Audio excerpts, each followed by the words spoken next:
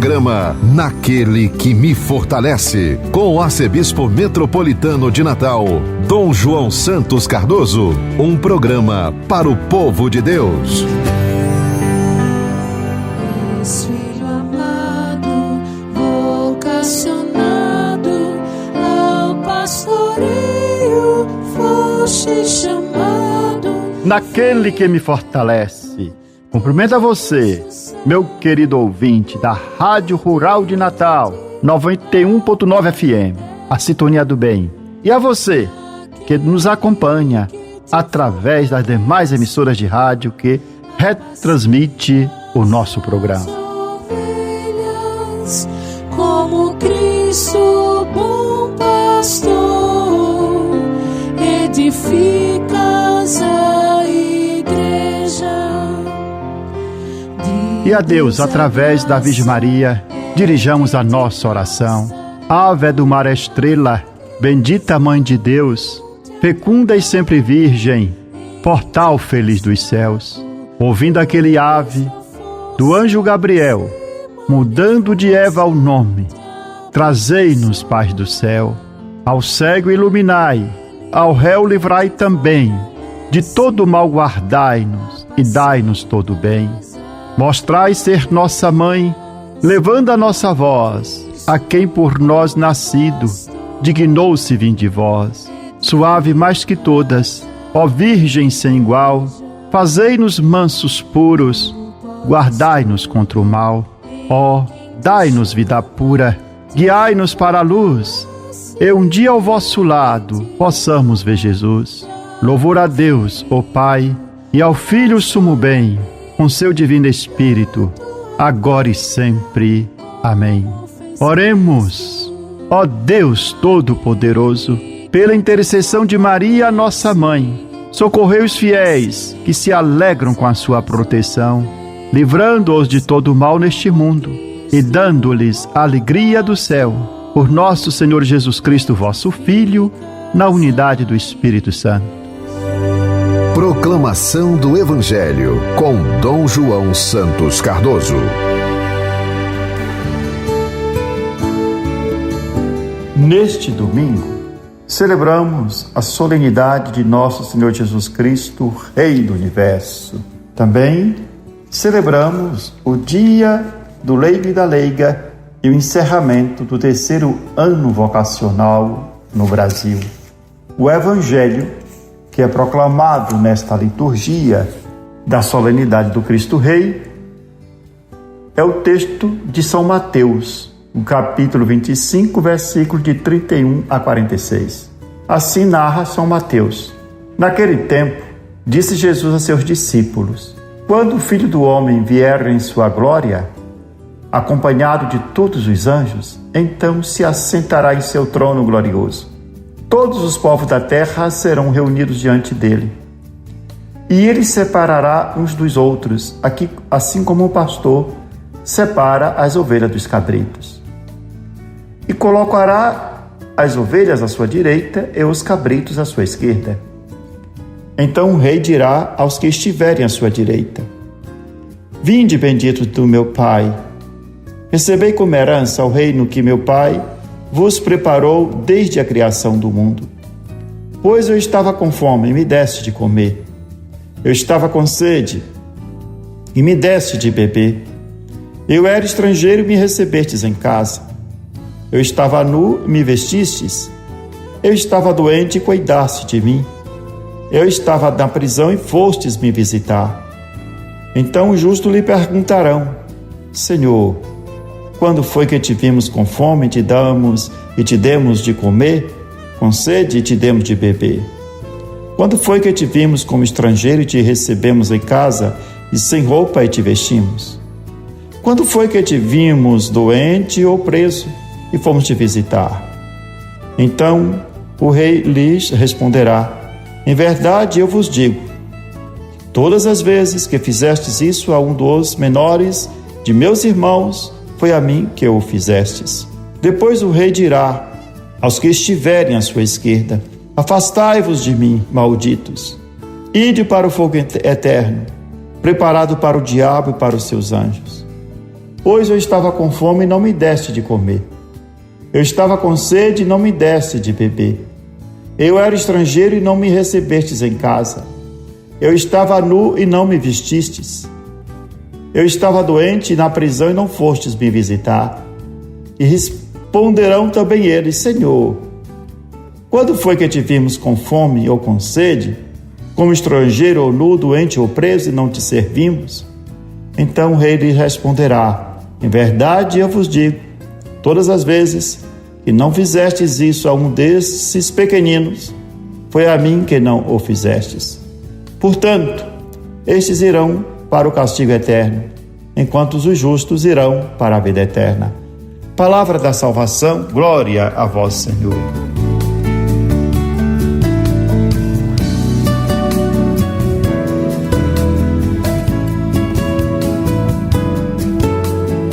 Celebramos, nesse último domingo do ano litúrgico, a solenidade de nosso Senhor Jesus Cristo, Rei do Universo.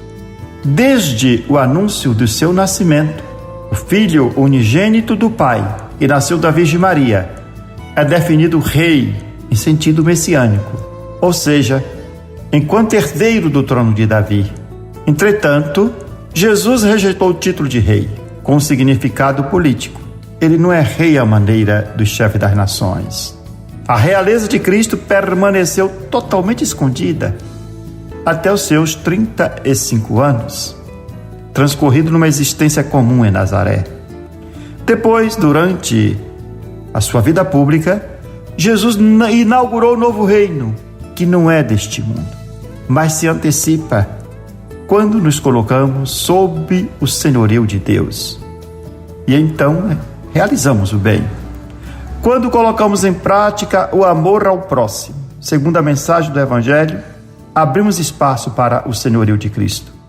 E o seu reino se faz presente no meio de nós. Se, ao contrário, cada um pensa só nos próprios interesses, o mundo caminha para a ruína. Pois excluímos o senhorio de Cristo, estabelecemos apenas o senhorio dos homens, o nosso senhorio. Toda a missão de Jesus e o conteúdo de sua mensagem consistem em anunciar o reino de Deus, em realizá-lo no meio dos homens com sinais e prodígios. O reino de Deus manifesta-se na própria pessoa de Cristo. Ele instaurou o seu reino mediante a sua morte na cruz e a sua ressurreição, com a qual se manifestou como Senhor, Rei, sacerdote e juiz. O reino de Cristo é dom, oferecido aos homens de todos os tempos, para que todo aquele que acredita no Verbo encarnado não morra, mas tenha a vida eterna.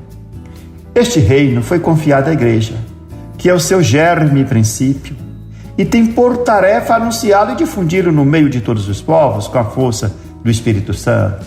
No fim dos tempos, depois de destruir todo o principado, todo o poder e força, quando todas as coisas estiverem submetidas a Ele, o Senhor entregará a realeza a Deus Pai, apresentando-lhe todos aqueles que viveram em conformidade com o mandamento do amor. São Paulo nos fala, na segunda leitura, na sua primeira carta aos Coríntios, capítulo 15, versículo de 20 a 28, que o reinado de Cristo teve início com a ascensão de Jesus e a sua exaltação à direita de Deus. Por isso nos fala São Paulo, é preciso que ele reine até que todos os seus inimigos estejam debaixo de seus pés. Esta expressão indica que Cristo deve continuar a reinar até quando todos os adversários do reino de Deus forem destruídos, incluindo o pior deles, que é a morte. O triunfo sobre a morte se dará mediante a ressurreição de todos os que pertencem ao Cristo. Isso significa que o fim último da nossa caminhada é a participação definitiva no reino de Deus, para o qual se destina a nossa vida. Jesus não é rei conforme este mundo. O seu reinado passa pela atuação total de si na cruz. Assim podemos entender porque, durante a sua paixão, ele assumiu para si uma singular realeza diante de Pilatos, o qual interrogou Jesus explicitamente: tu és rei? E Jesus respondeu: tu o dizes, eu sou rei. Este é o rei que celebramos. Ele, que não tinha onde repousar a cabeça, foi coroado de espinhos, condenado a morrer numa cruz. Geralmente somos habituados a ver os sinais da realeza no sucesso, na força, no dinheiro ou no poder. Temos dificuldade em aceitar um rei cujo trono é uma cruz. Um rei que se faz servo dos mais pequeninos, dos mais humildes. Entretanto, como ensina as Escrituras, é assim que se manifesta a realeza de Cristo. Para Jesus, reinar é servir. E aquilo que ele nos pede é segui-lo por este caminho, servir. Estar atento ao clamor do pobre, do fraco e do marginalizado. A sua realeza é de serviço. E também uma realeza que nos fins dos tempos se afirmará como juiz. Como nos apresenta o Evangelho de São Mateus, que é proclamado na liturgia dominical. Com a parábola do juízo final, o Evangelho segundo Mateus insiste sobre a realeza universal de Cristo, juiz. Com imagem simples, o Evangelho apresenta uma mensagem extremamente importante. Fala sobre o nosso destino último e sobre o critério com o qual seremos julgados diante de Deus.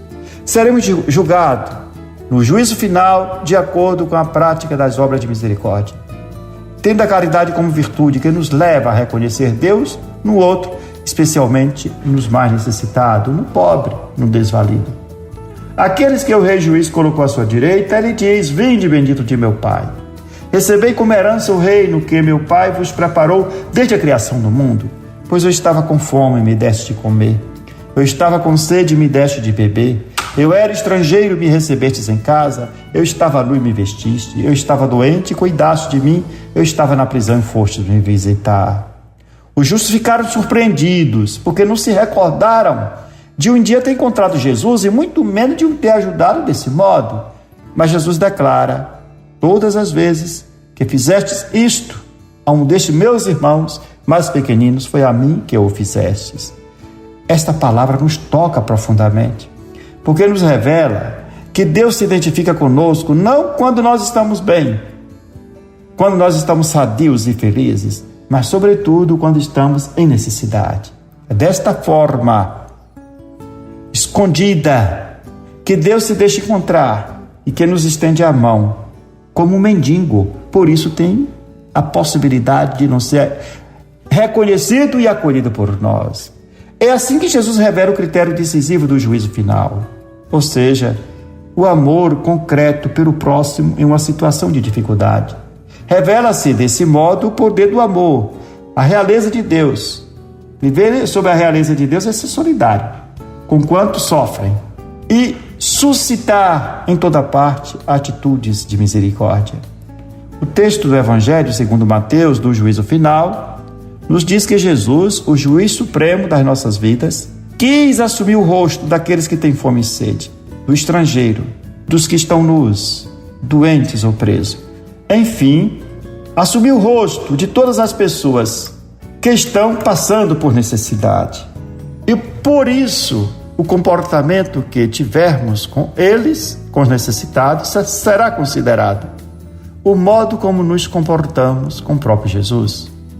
Isso não é uma mera fórmula literária. De fato, toda a vida de Jesus é uma ilustração disso. Ele, o Filho de Deus, esvaziou-se de si mesmo.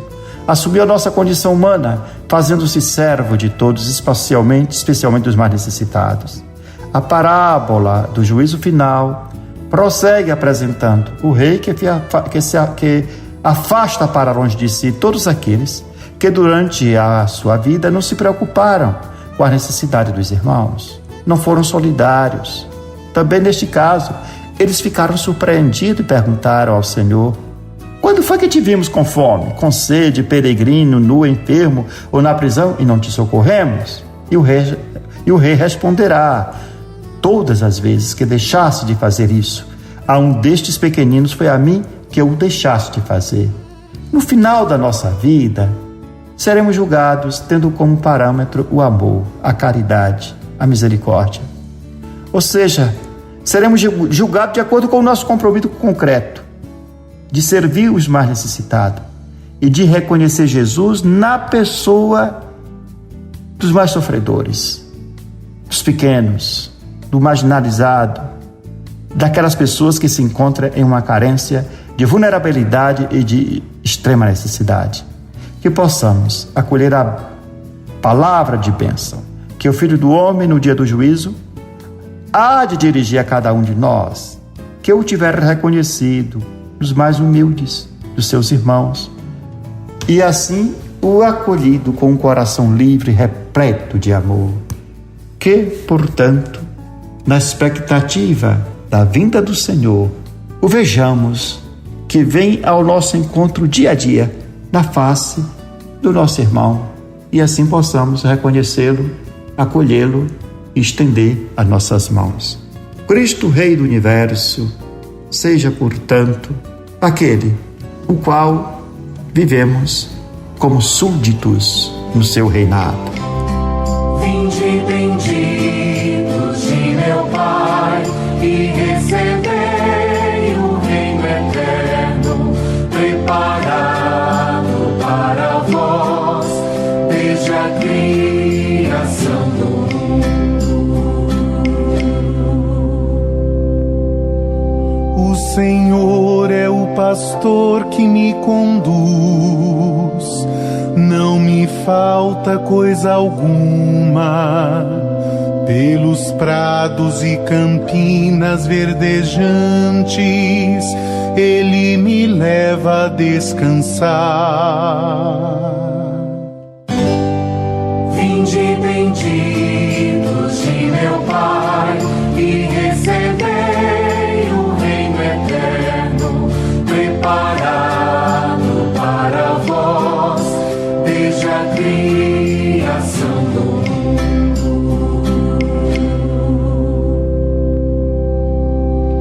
Para as águas repousantes me encaminha e restaura as minhas forças.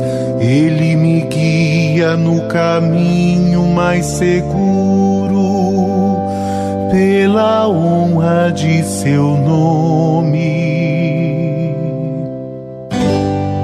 Vinde benditos de meu Pai, e recebei o reino eterno, preparado para vós, desde a criação do mundo.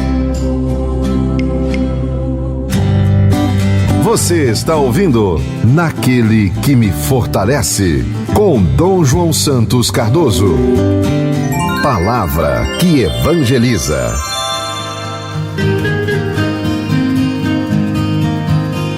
Encerramos hoje o terceiro ano vocacional do Brasil. Teve como tema vocação, graça e missão. E o lema corações ardentes, pés a caminho. A vocação é um dom, é um chamado que Deus dirige a cada um de nós. E entre as vocações cristãs se encontra a vocação laical. Importante a vocação laical, que é a vocação do fiel leigo e da leiga, que assume o seu batismo e vivem a santidade na igreja e no mundo. Nós temos uma grande gratidão, pois em nossas igrejas, em nossas comunidades eclesiais, há uma participação extraordinária dos fiéis leigos e leigas, homens e mulheres que constroem o reino de Deus, da verdade, do amor, da graça e da paz, e que assumem serviços e ministérios que tornam a igreja consoladora, samaritana, profética, servidora e maternal. O laicado, como um todo, é um verdadeiro sujeito eclesial. Cada cristão leigo e leiga é chamado a ser sujeito eclesial para atuar na igreja e no mundo. E temos firme esperança de que os fiéis leigos e leigas continuarão dando uma grande contribuição à renovação da nossa igreja, atuando no mundo em vista da sua transformação. Segundo a eclesiologia de comunhão, de participação e missão, os cristãos leigos e leigas são apresentados como sujeitos eclesiais, discípulos missionários, membros da igreja e cidadãos do mundo. E é necessário que os fiéis leigos e leigas se concretizem de sua dignidade de batizados. E os pastores também tenham uma profunda estima pelos fiéis leigos. A renovação da igreja em nosso continente, em nossa diocese, não será possível sem a participação dos fiéis leigos e leigas. Por isso, compete aos fiéis leigos e leigas grande parte a responsabilidade pelo futuro da nossa igreja. O leigo, ele tem como vocação a sua atuação no mundo. A ídole secular caracteriza o ser e o agir do cristão leigo. Os cristãos leigos e leigas se santificam de forma peculiar na sua inserção nas realidades temporais, na sua participação nas atividades terrenas, na família, no trabalho, nos espaços públicos, na educação, na comunicação, na política, na economia. Estas realidades temporais, o espaço próprio da atuação do leigo. A primeira e imediata tarefa do fiel, do cristão leigo, não é a instituição eclesial e o desenvolvimento da comunidade eclesial. Esse é um papel típico dos padres, dos ministros ordenados, dos pastores. A primeira e imediata tarefa do fiel leigo e leiga é o vasto e complicado mundo da política, da realidade social e da economia, como também o da cultura, das ciências, das artes, da vida internacional, dos meios de comunicação e também das realidades de modo geral, através das quais o leigo contribui para a construção de um mundo justo e mais solidário.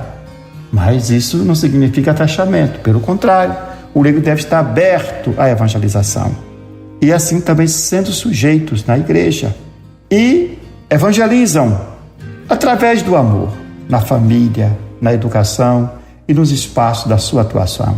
Os leigos são chamados a participar da ação pastoral da igreja, mas o fiel leigo não pode substituir o ministro ordenado e o ministro ordenado não pode substituir os leigos e leigas naquilo que eles competem por vocação e missão.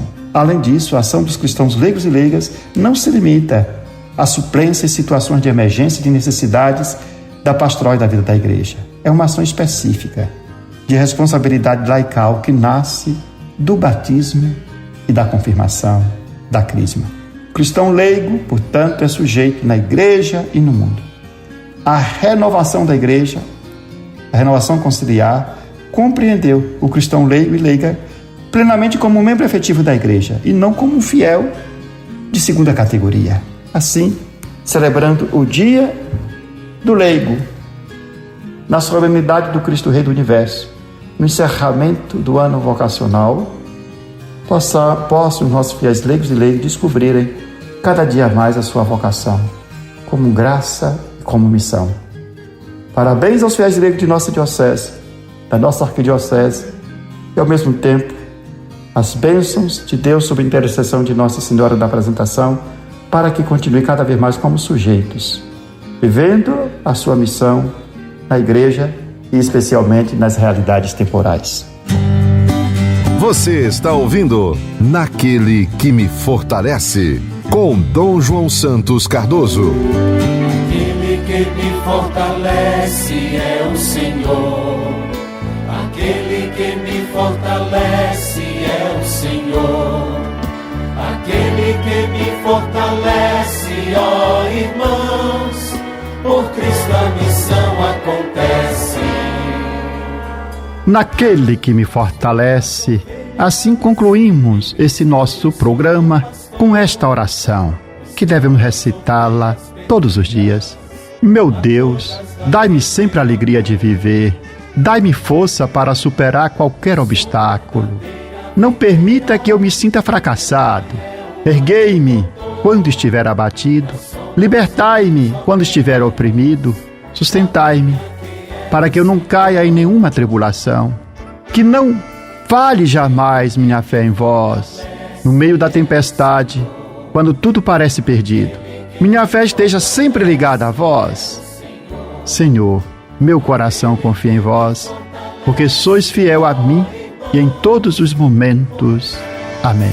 Eu sou o pão que dá vida, o pão para um mundo novo, que nutre, alimenta e sacia o caminhar do meu povo. Seja bendito o nome do Senhor, agora e para sempre.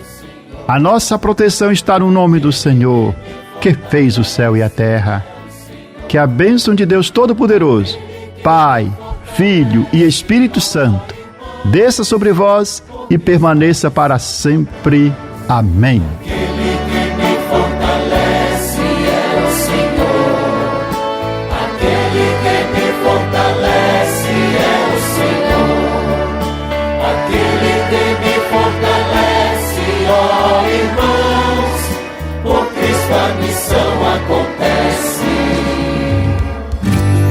Você ouviu Naquele que me fortalece, com o arcebispo metropolitano de Natal, Dom João Santos Cardoso.